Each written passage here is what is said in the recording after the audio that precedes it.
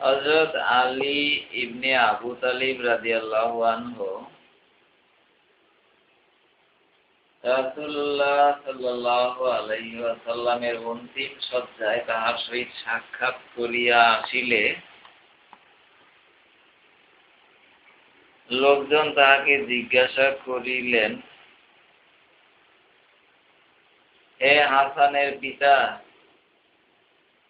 রাসূলুল্লাহ সাল্লাল্লাহু আলাইহি ওয়াসাল্লামের সকাল কেমন গেল? তিনি বলিতেন,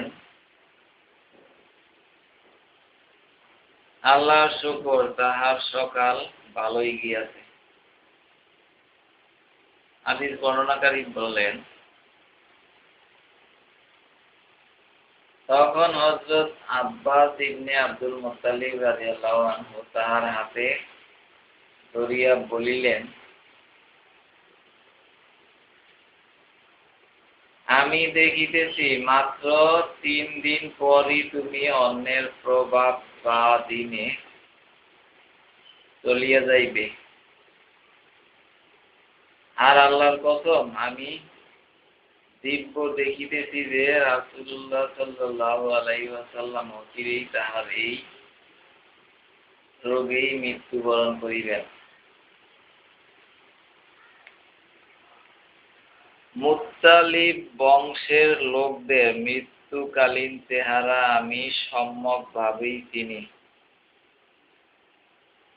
চলো আমার সাথে রাসূলুল্লাহ সাল্লাল্লাহু আলাইহি ওয়াসাল্লামের কাছে চলো। তাহাকে জিজ্ঞাসা করিয়া লই যে তাহার পর কাহার খিলাফত হইবে। যদি আমাদের মধ্যে হয়, তাহা হইলে আমরা তাহা জানিয়া লইব। আর যদি অন্য কাহারও হাতে উহা চলিয়া যায়, তবে আমরা এই ব্যাপারে তাহার সহিত আলোচনা করিব।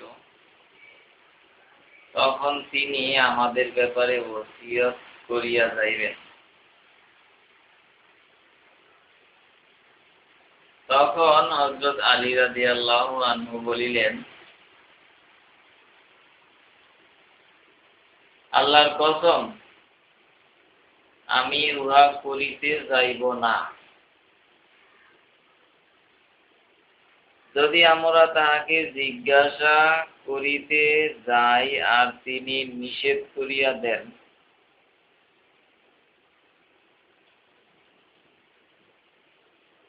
তাহলে তারপর লোকেরা আর কোনদিনই আমাদিগকে এই পথ দান করিবে না।